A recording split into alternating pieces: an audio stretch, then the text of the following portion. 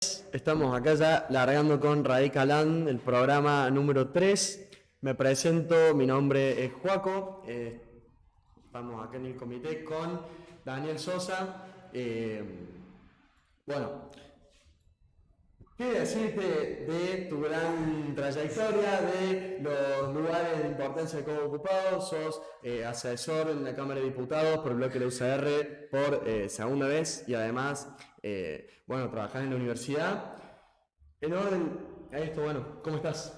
Bien, bien, bueno, muchas gracias amigos de la sección, amigas de la seccional tercera, me iban a pegar acá atrás, por estar invitándome a esta actividad. Siempre es un gusto, un honor y un orgullo enorme compartir con ustedes porque los conozco, las conozco a todos y a todas, y la verdad que sé del laburazo que hacen, entonces que me inviten a mí me honra mucho, y la verdad que también me siento muy contento de venir a entrar a este comité, y cada vez que entro lo veo más lindo, que ha progresado mucho más, que está más ordenado, y se nota también que hay mucho trabajo de fondo, no solamente dentro del comité, sino afuera, que es lo importante, que es lo que ustedes hacen. Así que los quiero felicitar en eso, y también felicitarlo por estar trabajando con la tecnología, digamos, que es la esencia y el elemento básico para llegar a la gente, más allá que el contacto personal, cara a cara, puerta a puerta, es sumamente importante, pero si no nos perdemos de una herramienta fundamental, y que Radicalismo haga esto da buenas señales para el presente y para el futuro. Bueno, ¿qué más decir? Muchas gracias. Pido un aplauso para nuestro invitado.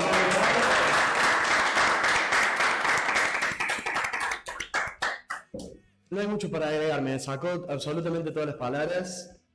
Es fundamental que nos podamos modernizar, que, bueno, estamos en el siglo XXI, no podemos quedarnos atrás. El radicalismo tiene que estar a la vanguardia, como lo ha estado siempre en sus más de 130 años de historia.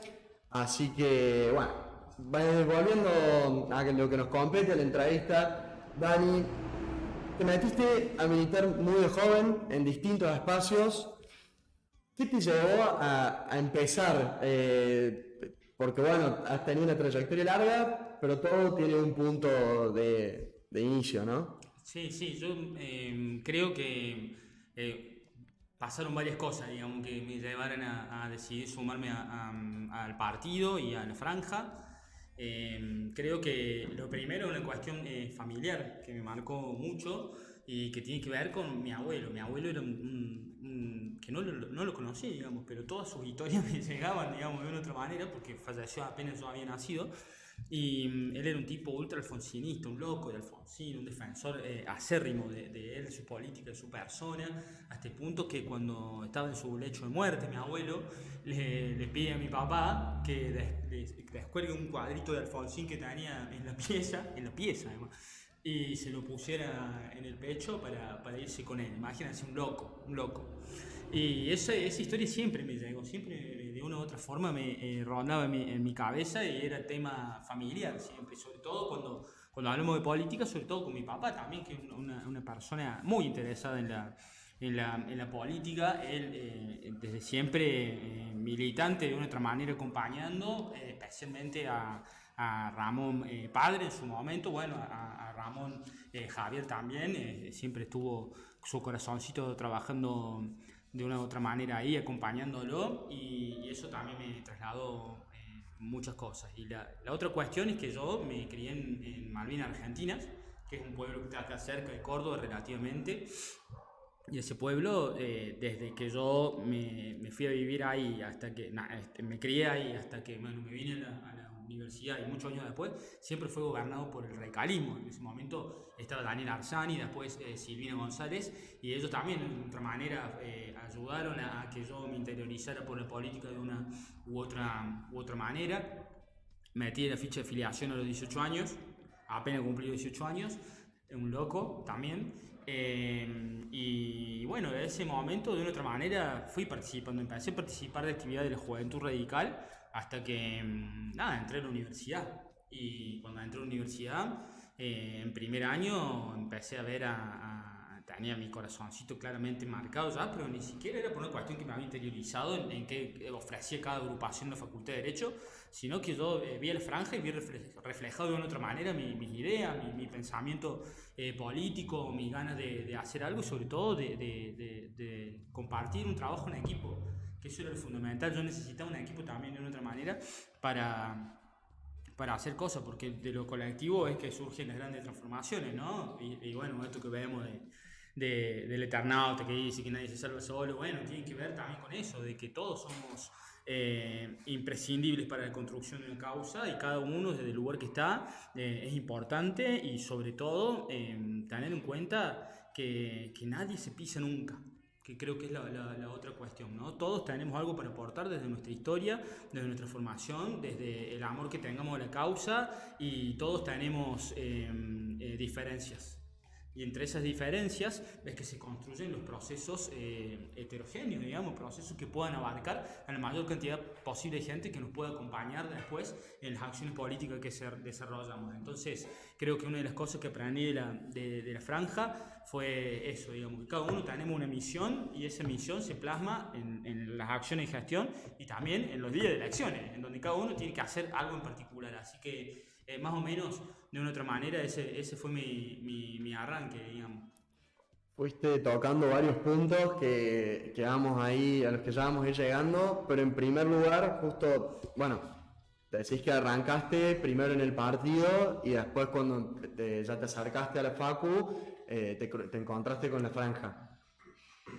Más en las sensaciones que encontraste, ¿qué diferencias vas viendo en cada uno de los espacios? Está bien, te tocan en momentos distintos, pero ¿con qué te encontrás con la Juventud Radical de Malvinas? ¿Qué es lo que ves?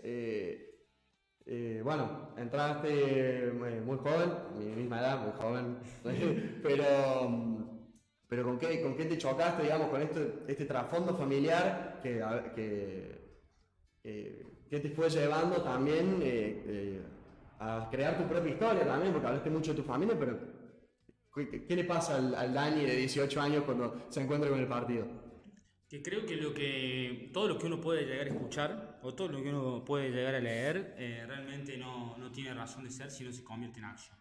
Y creo que eso es fundamental. Y creo que la acción además tiene un alto componente humano, digamos, esto que te decía, de trabajar en equipo, de aprender del otro, de escuchar al otro. Y creo que por un lado la diferencia por ahí entre lo territorial, digamos, la juventud radical y lo que puede llegar a ser la militancia en la franja, tiene que ver con los espacios donde uno desarrolla la acción política, digamos. En el caso de lo territorial, estás en un contacto muy profundo con la realidad general de la gente, de las cosas que pasan a nivel macro, de la situación de la ciudad. La universidad tiene otro componente que para mí también es muy valioso, que tiene que ver con la coexistencia cotidiana de la acción política. Por ahí las intensidades son diferentes, a veces no, obvio, pero generalmente son diferentes.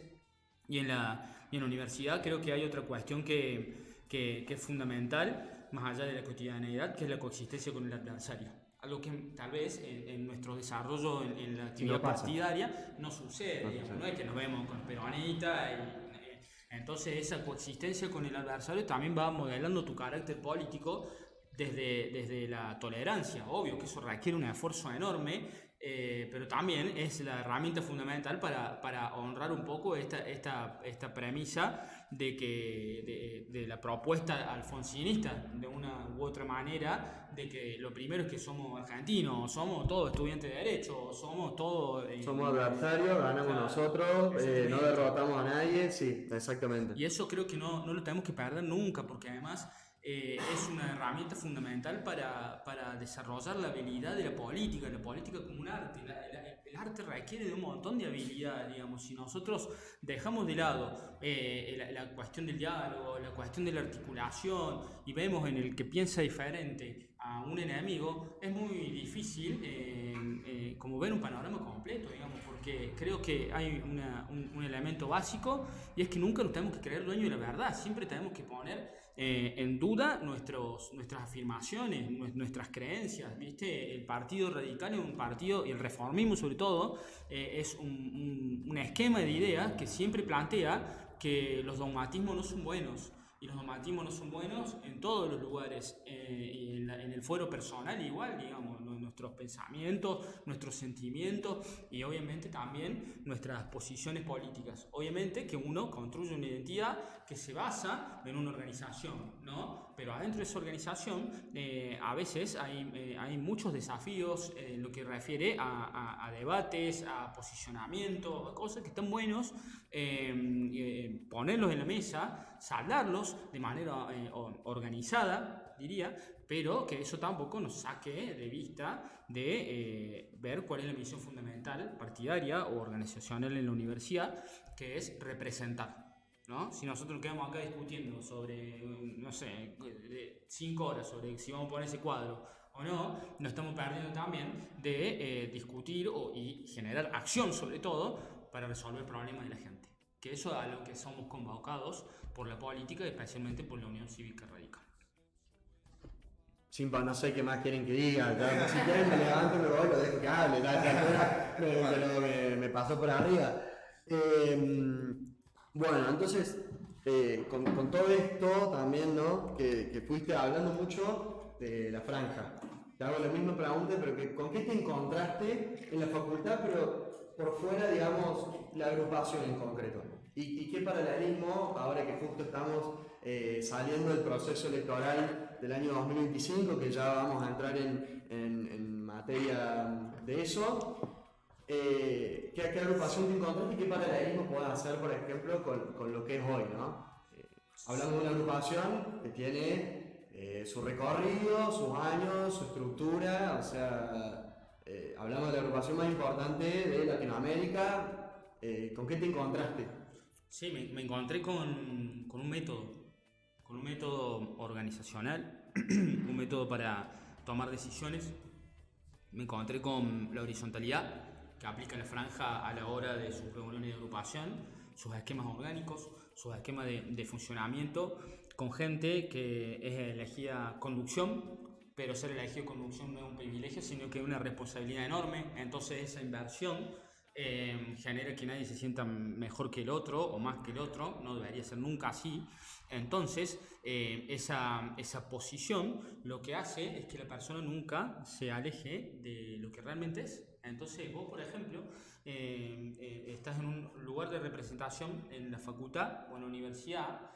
Vos tenés que seguir siendo estudiante, vos tenés que seguir yendo a clase, vos tenés que seguir yendo a sentarte en los bancos en los que se sientan todos tus compañeros, escuchando a los mismos profesores que estaban dando clase, viviendo la situación edilicia, viviendo la falta de un montón de cosas que esa facultad carece y que por una cuestión de un enorme trabajo estoy seguro que eso va a cambiar, va a transformar con esta elección que tuvimos esta semana. Entonces un mecanismo para canalizar la necesidad de transformación, la necesidad de cambio, creo que fue lo más lindo que yo me encontré en la franja, porque eran cosas que yo veía todos los días, ¿viste? Yo me sentaba en el facu y no sé, tuve una profesora que cuando me estaba tomando el examen yo me quedo dormido.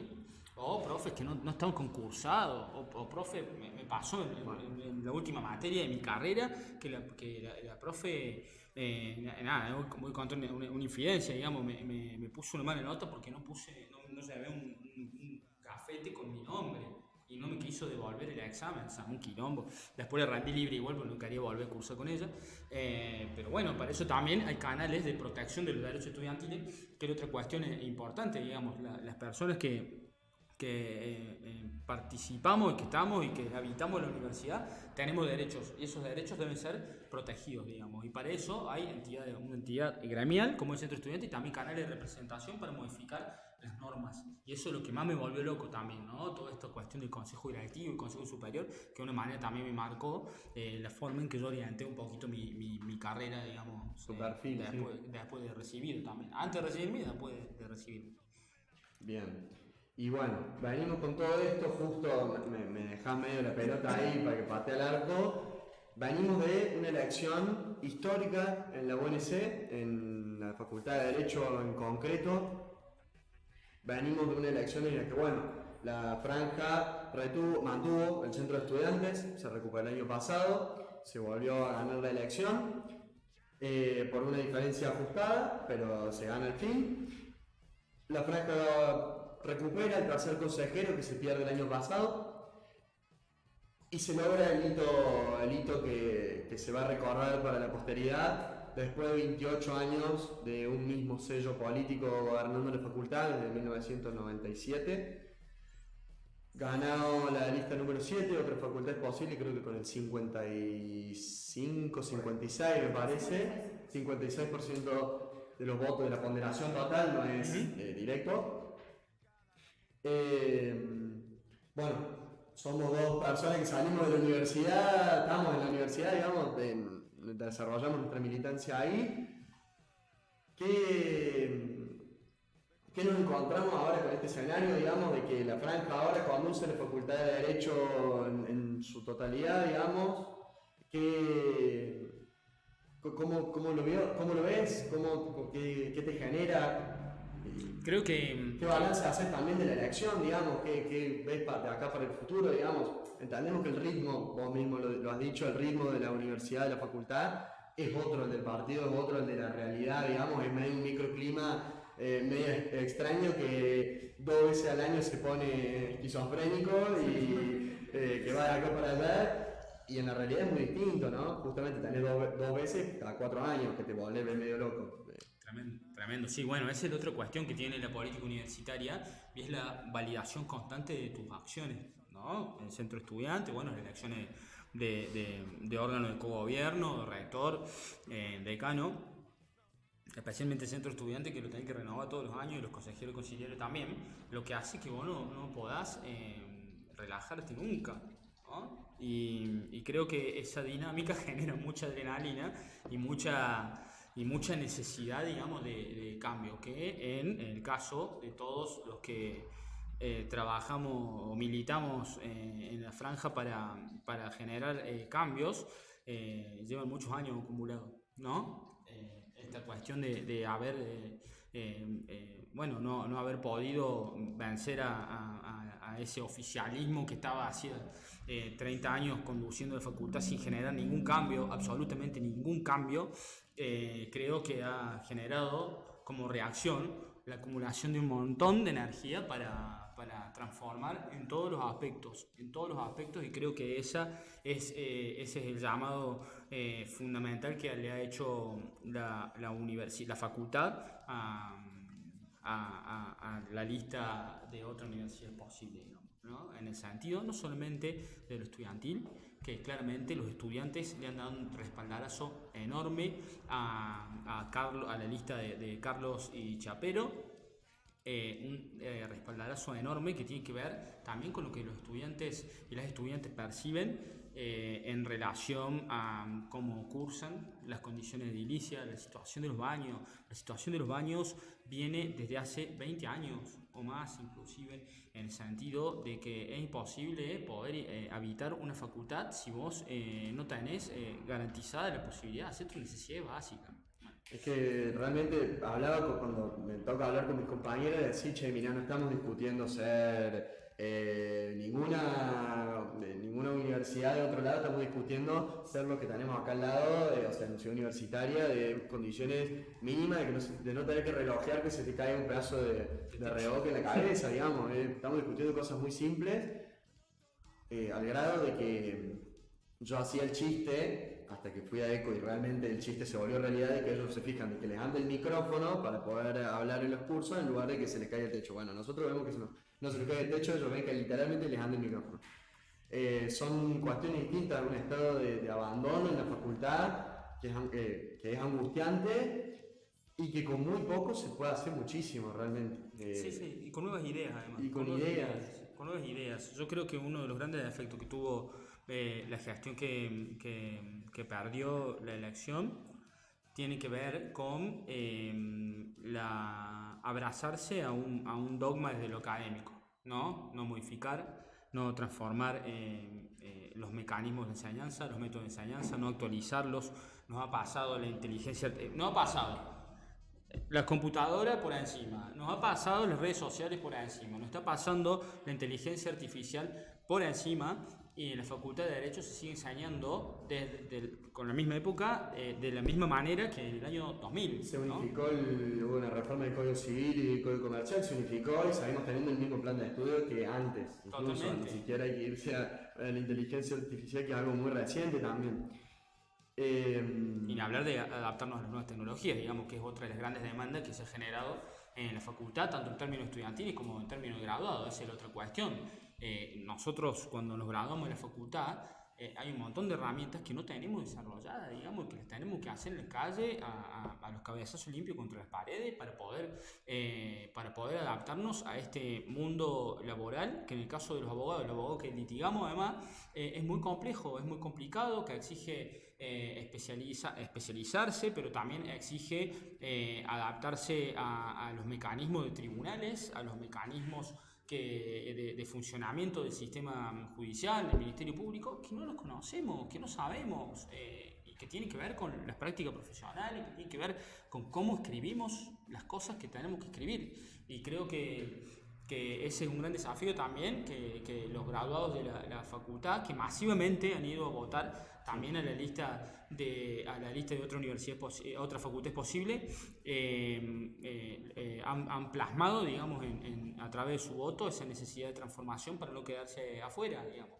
Es que justamente una amiga me contaba que ella le estaban explicando cómo hacer demandas a papel cuando, sobre todo en la computadora, lo voy a decir, pero ¿qué me estás hablando, hermano?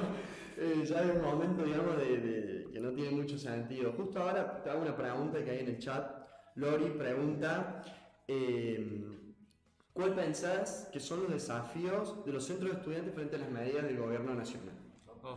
Tremendo. Una pregunta interesante, Tremendo. menos. Sí, tremendo. Yo creo que hoy las universidades en general están pasando un momento muy crítico, muy doloroso. Creo que el gobierno ha lastimado mucho, no solamente en cuestión presupuestaria, sino también en cuestión de apuntar a deslegitimar el sistema que ha asegurado que un montón de personas que no hubieran tenido la posibilidad de pagar una universidad de estudios superiores pudieran tener una profesión y pudieran aportar al crecimiento y al desarrollo del país.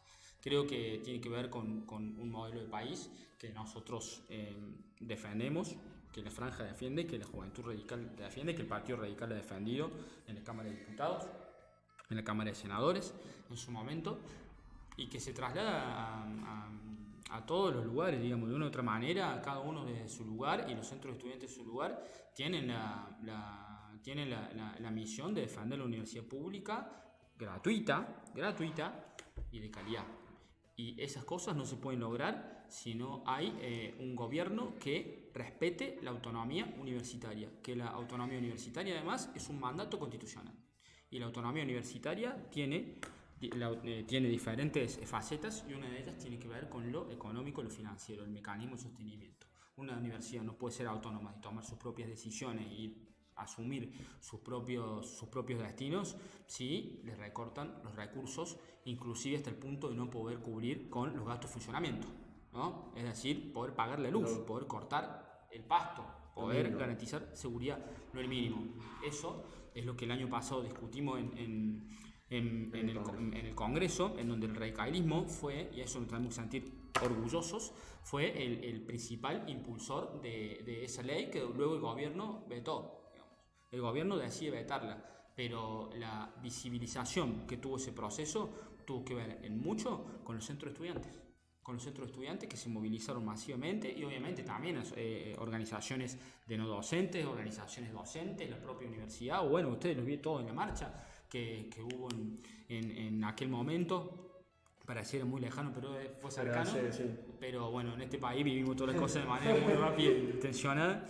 Entonces creo que la respuesta puede ir por ahí de una otra manera: proteger los derechos y el estatus constitucional que tiene la universidad y los derechos que tiene cada una de las personas que viven en la universidad. Claro, y bueno, en todo esto nosotros nos definimos como radicales y reformistas, ¿Y qué nos queda y cómo el gobierno se pone en la vereda de enfrente en absolutamente todo, incluso vulnerando principios de hace más de 100 años, trayendo a colación la reforma universitaria? La verdad es que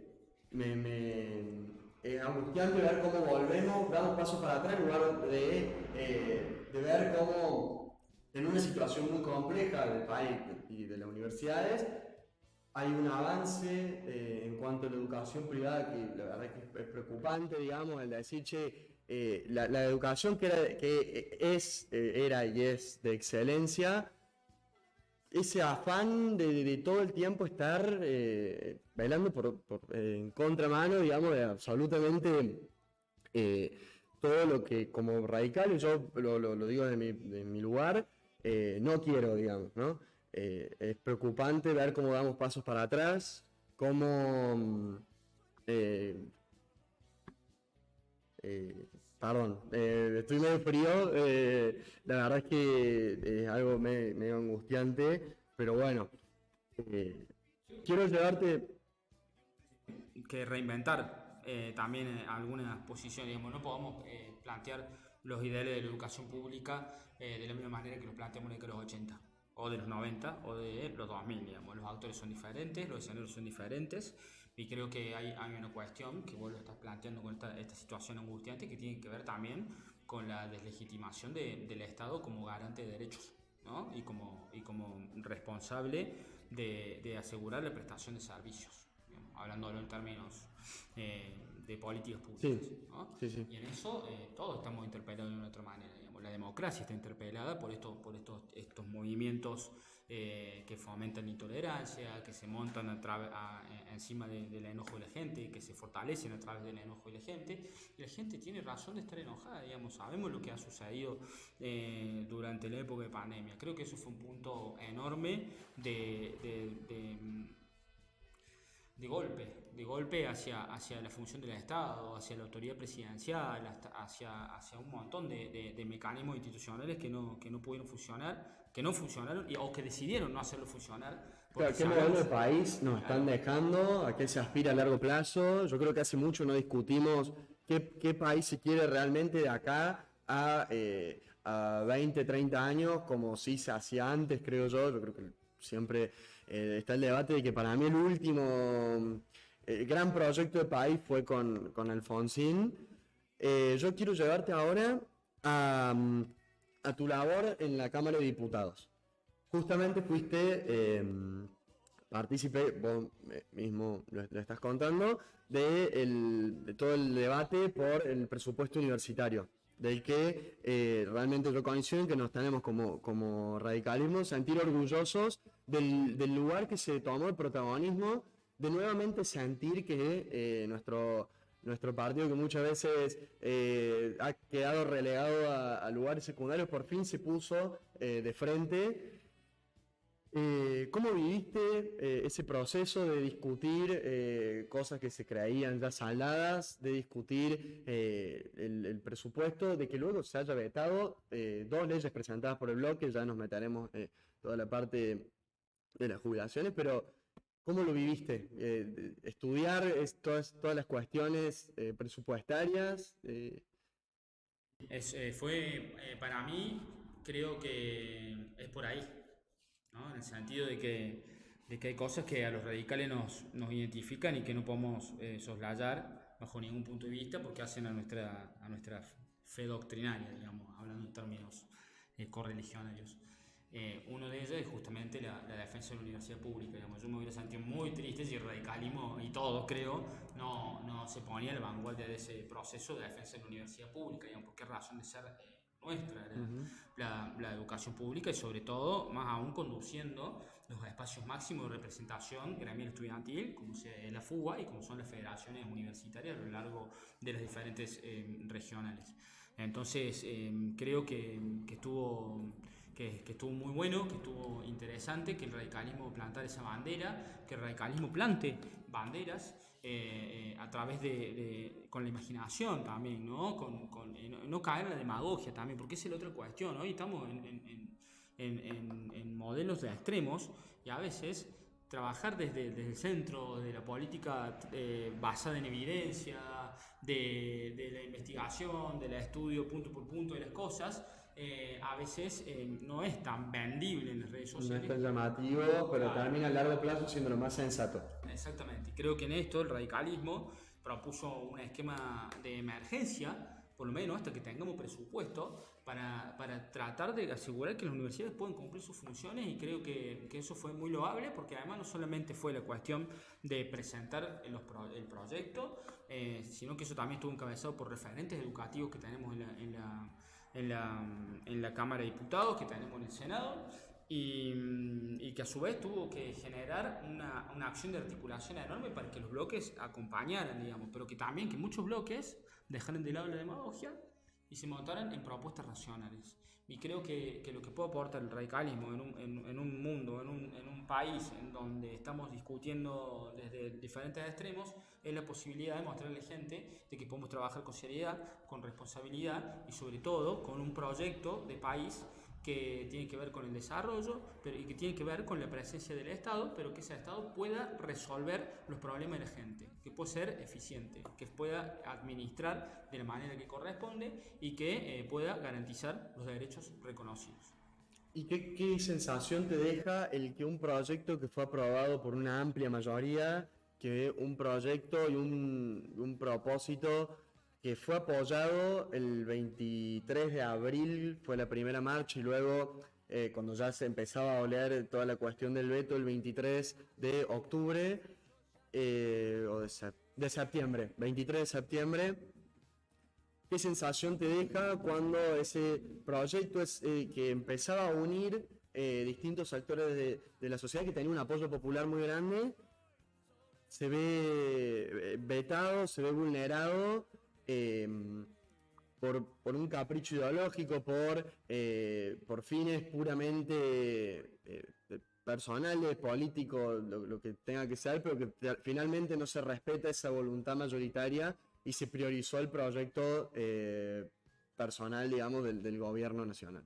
Creo que la primera sensación que tuve es de una sensación de fragilidad institucional enorme, ¿no? De que el Congreso, por una amplia mayoría, hubiera sancionado una ley que tan legítima a nivel popular sea vetada por el presidente. Me hace pensar también de que el Congreso tiene muchos desafíos también para poder transmitir mejor sus mensajes, ¿no? Más allá, el presidente veta, pero no hubo un rechazo absoluto de la gente después en la calle pidiendo que no vetara esa ley, o la movilización que lo hiciera dar vuelta atrás, y creo que eso también tiene que ver un poco con el changüí que tiene el presidente después del desastre causaron los que estuvieron antes, ¿no? Entonces la gente le ha seguido creyendo a pesar de la recesión, a pesar de los recortes indiscriminados en áreas hipersensibles, a pesar de que no haya más obra pública en el país, a pesar de que estemos cayendo en los rankings en transparencia internacional, por ejemplo. Todavía tiene un halo de legitimidad que hay que reconocerlo, pero a su vez también no nos tenemos que olvidar de que este presidente gobierna por decreto de necesidad y urgencia, ¿no?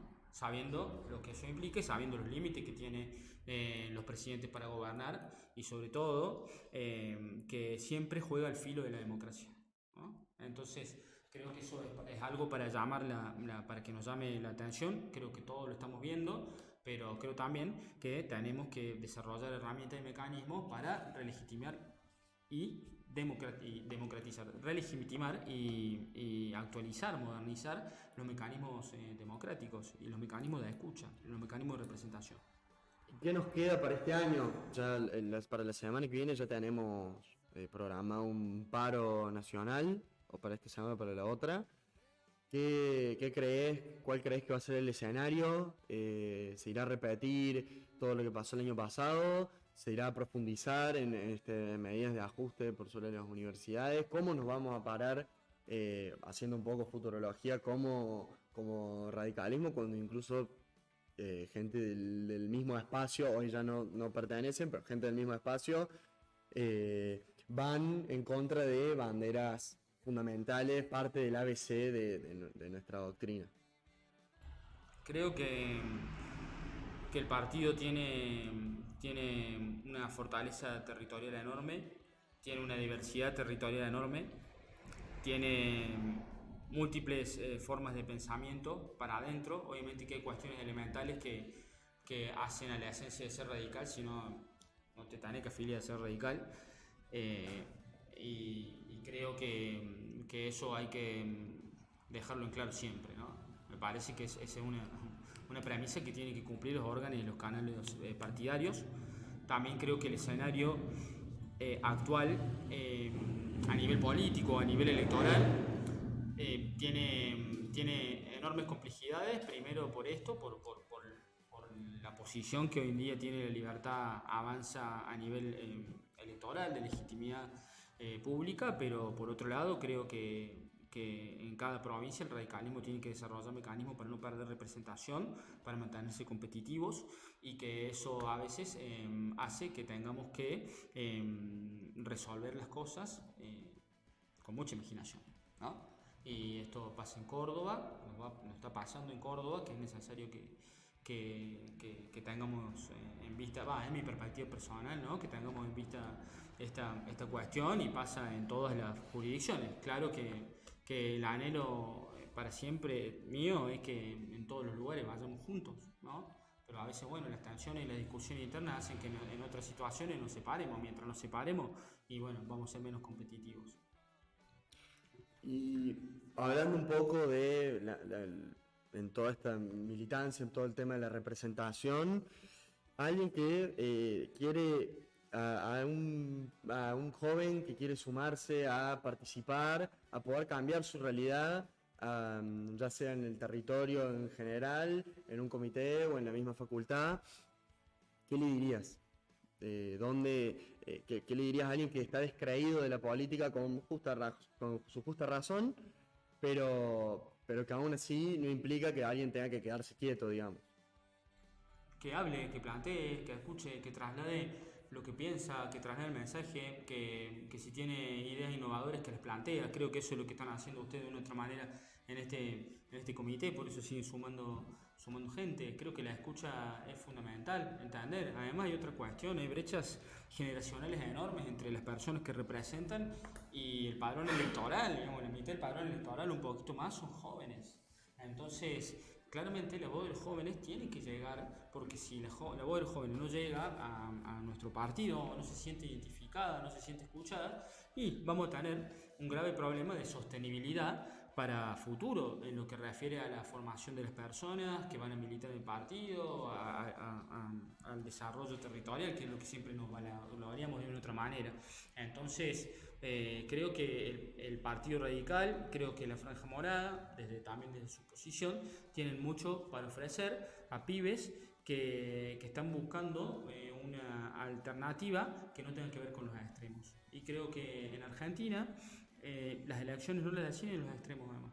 Los extremos son como partes, proporciones, digamos, estables, pero quienes vuelcan para uno u otro lado de la elección son la parte del medio, digamos, de otra manera. No quería decir la ancha avenida en medio porque no me gusta, pero es la parte del medio, digamos, ese electorado que puede ir para un lado. Sí, que es coyuntural. Claro, es coyuntural. Digamos, las facciones politizadas, bueno, mucho no va a poder hacer para cambiarlos, digamos, pero hay un montón de gente que tiene intereses, que tiene intereses de participar comunitariamente, que son totalmente permeables a participar en organizaciones políticas, y tal vez ni siquiera que participen en una organización política. Hay gente que labora en ONGs, hay gente que hace voluntariado, hay gente que trabaja en el sector pymes, gente que trabaja en el sector mutualista, en la área de comunicación, que son tan útiles para la transformación del país como cualquier militante, digamos. Entonces creo que encerrarnos en Radicaland, hablando en términos como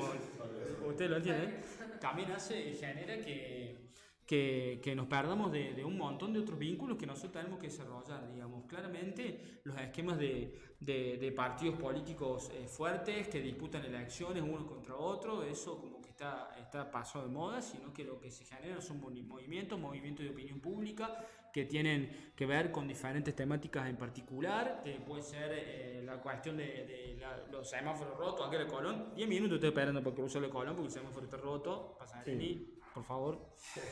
Que aparezca. Hay gente que se moviliza por la cuestión de tribunales, que están cobrando poco los colegas abogados que están trabajando ahí con la matrícula inhabilitada porque forman parte del Poder Judicial. Hay un montón de reclamos de gente, de iniciativas, de intereses que tranquilamente los podemos canalizar por la vía institucional, pero también la vía institucional tiene que tener la capacidad de poder generar la respuesta para que ese problema se solucione. Y eso tiene que ver con la función del Estado. Muchísimas cosas para seguir charlando. Te devuelvo a toda la cuestión legislativa. Una pregunta del chat que dice: ¿qué sentiste la primera vez que fuiste a trabajar al Congreso? ¿Y qué críticas podés hacer si comparas tu primer día y todo el recorrido que has tenido? ¿Cómo te encontrás hoy en esa estructura? Tremendo. El primer día que llegué al Congreso no tenía ni idea de qué iba a pasar, no sabía qué iba a hacer, no veía algo tan inmenso. Me acuerdo que fui con un amigo también con el que laboramos juntos, el Guille Mazola. Fuimos ese día a arrancar con Brenda, a trabajar allá. Y estamos tan apabullados, tanto ruido, veíamos gente famosa pasando. Claro, y nada, viste, una profunda ansiedad. Soy una persona muy ansiosa. Sobre todo ante escenarios inciertos. Entonces, lo primero que se me generó fue decir: che, qué grande que es esto, cuán lleno de vida está.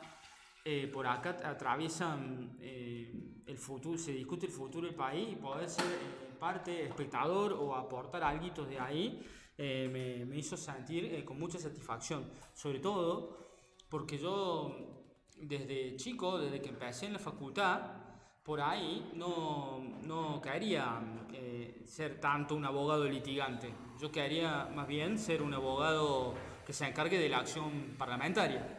Entonces, haber sentido que apenas me recibí, había podido lograr cumplir mi primer sueño profesional, fue un montón.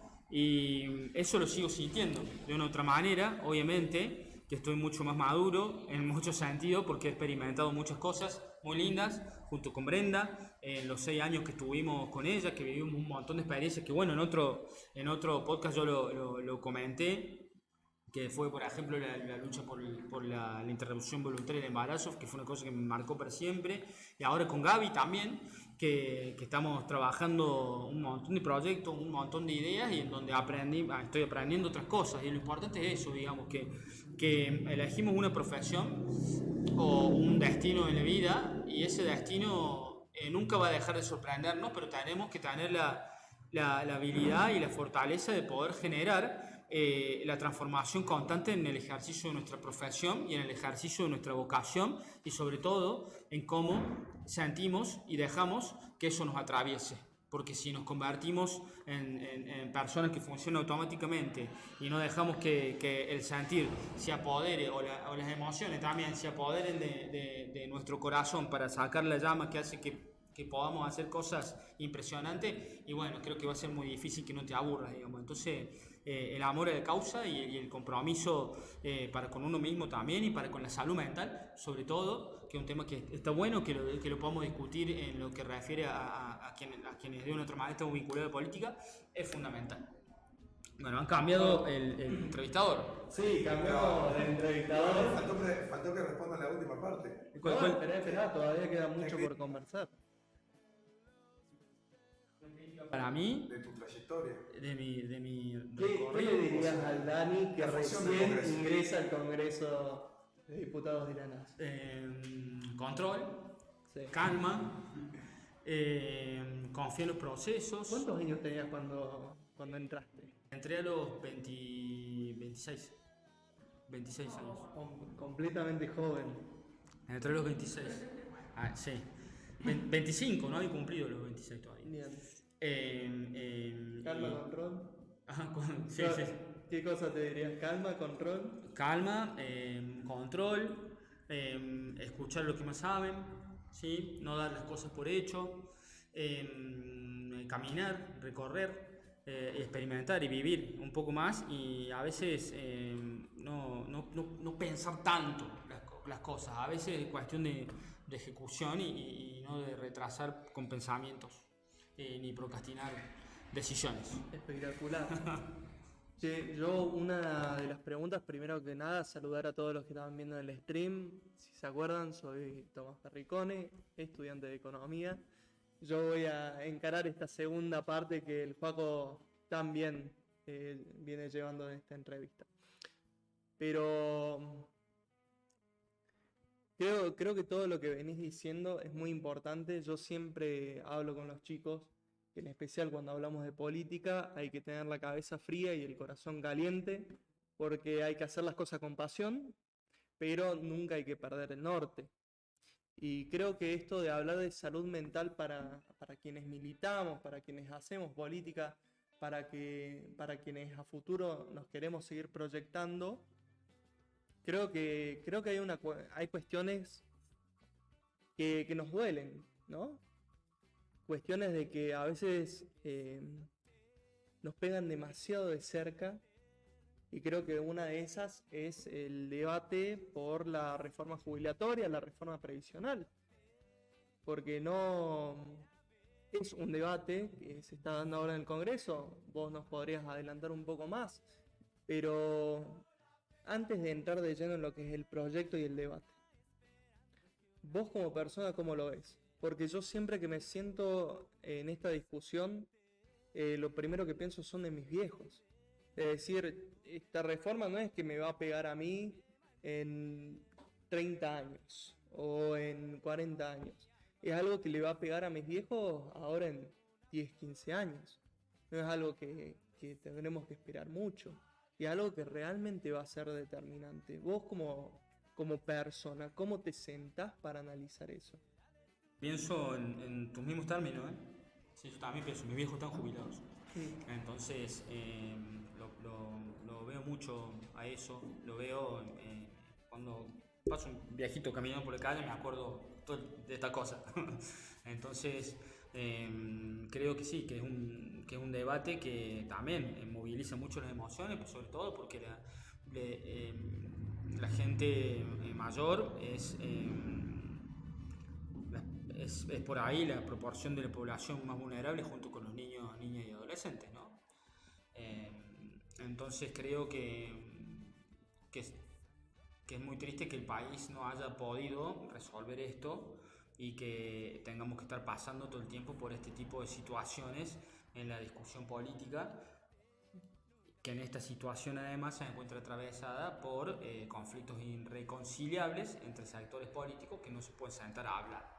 Bien, totalmente de acuerdo. Hay gente que además quiere hacer y hay gente que no quiere hacer nada, digamos. Y ese es el otro problema, digamos. Bueno, como estudiante de economía, uno de los debates que siempre se suele llevar a cabo en la facultad es el tema del sistema previsional, que para que la gente un poco pueda entender es cómo se administran los ingresos que puede tener el gobierno para poder cubrir a la gente que ya trabajó, que se encuentra en edad jubilatoria, o gente que por H o por B no puede tener la capacidad de trabajar. Entonces, entendemos de que hay gente como las jefas del hogar, como las amas de casa, jefes del hogar, que han contribuido a la economía del país y se le tiene que reconocer de tal forma. Pero después, el sistema previsional tal y como lo tenemos, que es un sistema de repartición, si no me equivoco, ha llegado a su límite y lo ha llegado a más de una vez. ¿Vos creés que por eso, vos creés que esto sale por una mala planificación? ¿Vos creés que esto surge por, como dicen algunas personas, por incorporar gente de más? Estas cuestiones de cuál es el diagnóstico que hace el radicalismo sobre la cuestión del sistema previsional, porque es una agenda que vamos a necesitar debatirla, charlarla y sacar una ley al respecto, porque es una de las grandes presiones que nos está haciendo el FMI. Totalmente, totalmente. Creo que el sistema previsional argentino es un sistema complejo, muy limitado, sistema heredero histórico de un mundo que ya no existe, de un sistema laboral que no existe, de un sistema acechado por el cambio de transformación social que está pasando en un montón de trabajo, es un sistema lleno de impactos que no tienen que ver solamente con la oratoria o con esta cuestión de haber amplio de base, pero que tiene que ver con un montón de cosas que se quieren utilizando. Al ser un sistema tan grande, es muy difícil poder armar una reforma tan grande. En su momento hizo Schneider Con las FJP.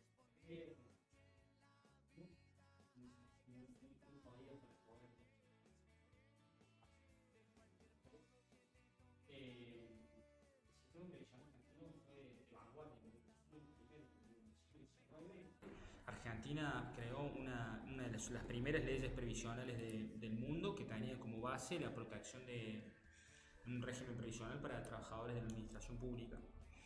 Desde ese momento hasta ahora pasaron un montón de discusiones de carácter ideológico, de carácter político, que fueron atravesados por conflictos institucionales enormes. Todos sabemos lo que implicó para el país la reforma de 1949 y lo criticada que fue, que reconocía los derechos sociales del constitucionalismo social que se venía plasmando en diferentes lugares del mundo con las nuevas reformas del New Deal y del Estado de Bienestar, que Perón las toma, pero que las toma de una manera muy autoritaria y hace una constitución ilegítima. Esa constitución se cae luego del golpe de Estado, vuelve la constitución de 1853 y ahí el radicalismo, con Crisólogo a la cabeza, propone en la reforma del 57 la incorporación del artículo 14 bis de la Constitución Nacional. Ese artículo, que para mí es uno de los más importantes de la Constitución, establece tres cuestiones elementales, que son derechos de los trabajadores, resaltar también de otra manera las demandas que había en la época, pero sin la Constitución peronista, derechos gremiales, por otro lado, y la otra cuestión tiene que ver con los derechos de la seguridad social, lo que vos planteás recién. Y la Constitución es ley suprema, digamos. Quien gobierne tiene que cumplir con eso. Y esa Constitución establece que las jubilaciones y las pensiones, por ejemplo, son un derecho de las personas mayores de edad. Tienen que ser móviles también, ¿no? Y bueno, otro montón de cosas que hablan del seguro social obligatorio, que hoy lo cumplen de otra manera las obras sociales. Entonces el sistema se fue como complejizándose a medida que iban transformándose los gobiernos, y sobre todo cuando pasaban gobiernos faltos, sobre todo el peronismo, digamos, que también tuvo una visión muy corporativista de los mecanismos previsionales. Eso generó una serie de pendulaciones, ¿no?, estructurales, ¿no? Les dijimos recién, pasamos de la FJP hasta un sistema de reparto universal, con moratoria, con aporte, y el sistema hoy tiene grandes problemas, enormes problemas, que creo que requieren de que haya una discusión muy seria con gente que sabe el tema, porque además es un quilombo el sistema previsional argentino, no solamente en materia de número, en tema de accesibilidad, sino en términos normativos. Tenemos muchísimas leyes que regulan determinado tipo de cosas y sobre todo es un sistema fragmentado, está partido en más de 200 partes del sistema previsional argentino y eso es muy loco. ¿Por qué? Porque tenemos el régimen general, el CIPA, ¿no? Gente que cumple 30 años de aporte, que cumple la edad, 65 años, accede a su jubilación, ¿no? Pero después tenemos 200 regímenes diferenciales, ¿no?, por profesión, por determinadas actividades que desarrollan las personas, porque algunas actividades de esas se entienden que son actividades que afectan la salud o que pueden generar un desgaste mayor. Ahí tenemos 200 regímenes que flexibilizan, por ejemplo, la edad o los años de aporte, por ejemplo, trabajadores de minas subterráneas. O los mismos recolectores de la basura, de los residuos acá en la ciudad son los que más temprano se jubilan. Exactamente, tenés por ejemplo casos como los bailarines del Teatro Colón, que tienen un régimen diferencial, los cantantes líricos, por ejemplo, que pueden cantar hasta determinada cantidad. Bueno, todo eso hay que revisarlo, hay que ver qué cosas se justifican, porque tal vez algunos regímenes fueron sancionados en una época donde la expectativa de vida, el acceso a la salud era muy diferente a lo que era ahora, pero a su vez también, no solamente tenemos esos 200 regímenes diferenciales, sino que tenemos regímenes especiales, más allá del general. Por ejemplo, el Poder Judicial, ¿no? Por ejemplo, el Servicio Diplomático de la Nación. ¿Cómo es el régimen particularmente de ellos? Porque nosotros estamos acostumbrados al de los profesionales, a las amas del hogar o a gente que ha trabajado en la economía informal. Regímenes se dice que son regímenes especiales porque también tienen flexibilizaciones no son flexibilizaciones, sino que, por ejemplo, consideraciones respecto a lo que cobran, ¿no? Aportan un poquito más, pero por ejemplo en el Poder Judicial cobran el salario completo, digamos, de lo que venían cobrando antes de jubilarse. Después tenés regímenes como los de los docentes universitarios, de los docentes no universitarios, de investigadores científicos. Tenés a su vez después todo lo que tiene que ver con un régimen especial de las Fuerzas Armadas y de las Fuerzas de Seguridad. Después tenés los sistemas provinciales, porque hay cajas que fueron transferidas a la nación, pero hay 13 cajas que no fueron transferidas a la nación que tienen su propio sistema, ¿no? Y su propio quilombo, como sucede, ya sabemos, con los deudos que tiene la nación con diferentes provincias, incluida la nuestra. Yo ahí te quiero parar un segundo porque la realidad del sistema previsional es complejísima. Es más, acá en Córdoba lo vemos, de que tenemos muchos colegios profesionales que crean su propia caja de jubilación. 6 en el país. Impresionante.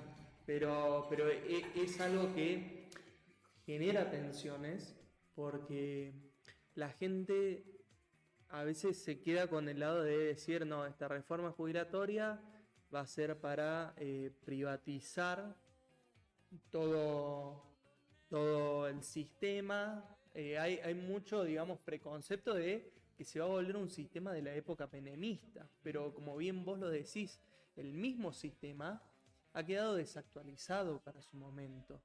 Entonces, ¿cómo pretende diputados, cómo pretende el Congreso de la Nación empezar los diálogos de este nuevo sistema para, digamos, comenzar a suavizar estas asperezas respecto del tema de los colegios profesionales, las cajas provinciales de jubilación, todo esto que está disperso?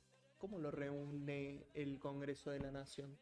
Eso es una pregunta muy compleja que no estoy en condiciones de responder en este momento.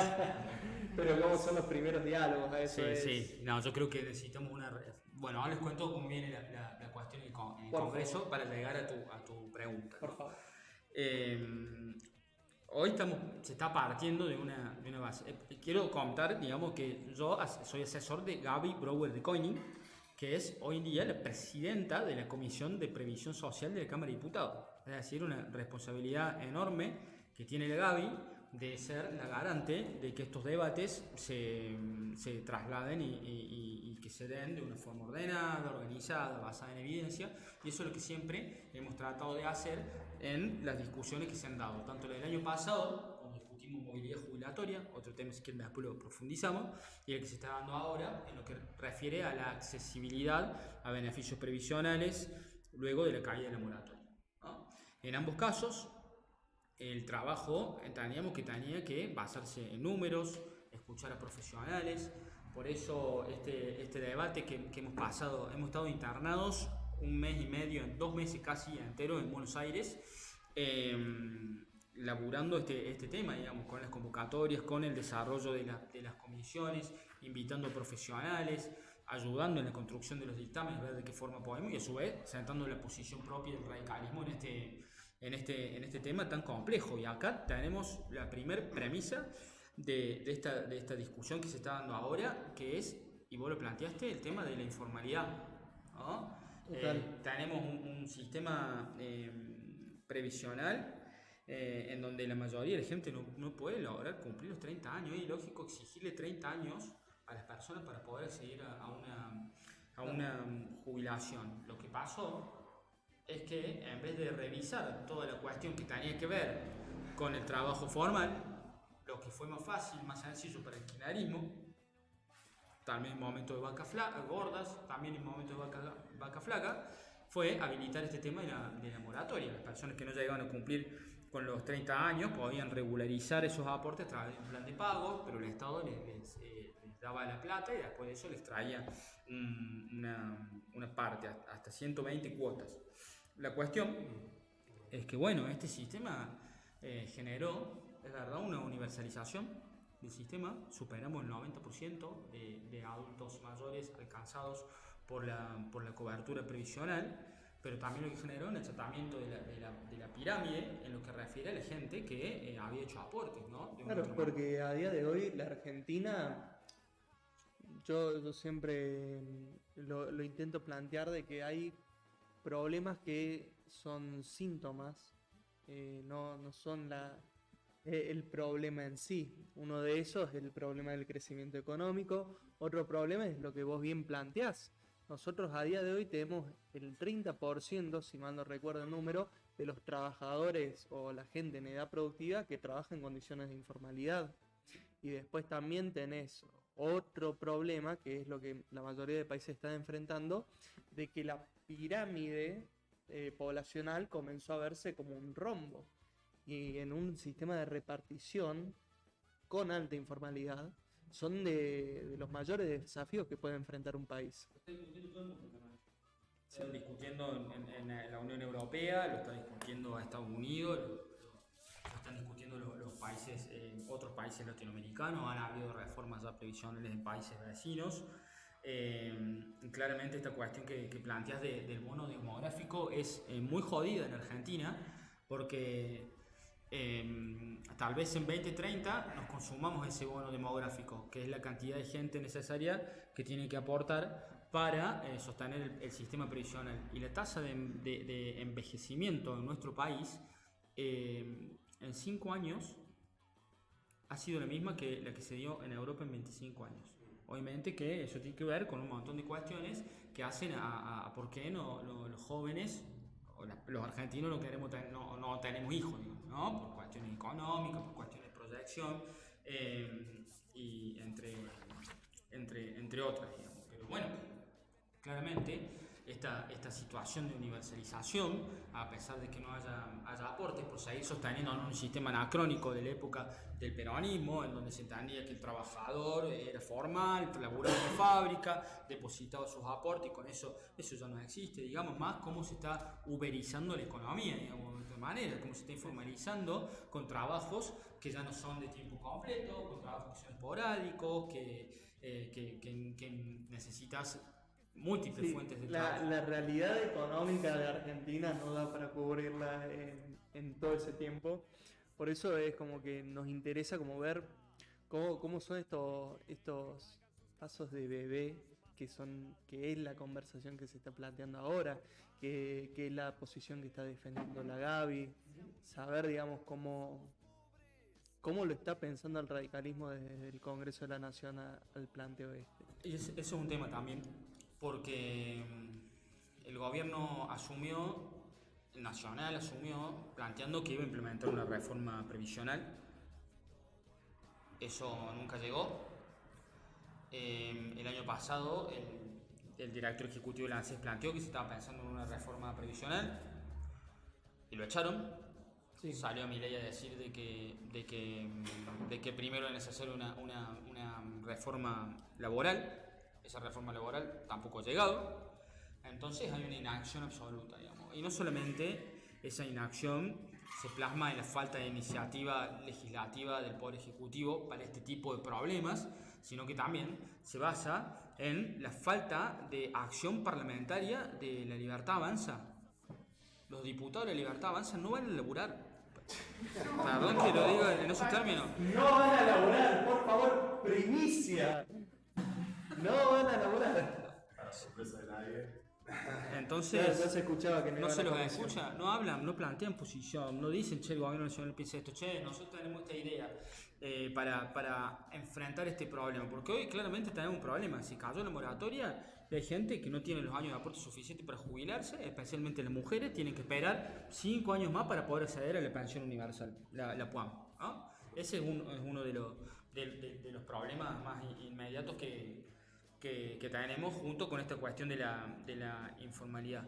Pero el gran problema también es que vos, bueno, planteas un estado mínimo, un estado que se achique, pero que cumpla con ciertas cuestiones elementales y básicas y que no le siga pasando la motosierra. A esa cuestión tiene que ser algo elemental. Y esto lo digo porque en toda la reducción del déficit del año pasado, la licuación de los haberes jubilatorios, que vos que discutiéramos la movilidad jubilatoria, fue el 30% de la reducción del déficit, ¿no? Y con la reforma de movilidad jubilatoria que planteamos en la ley, que luego vetó mi ley, solamente se ocupaban 0.4 puntos del PBI.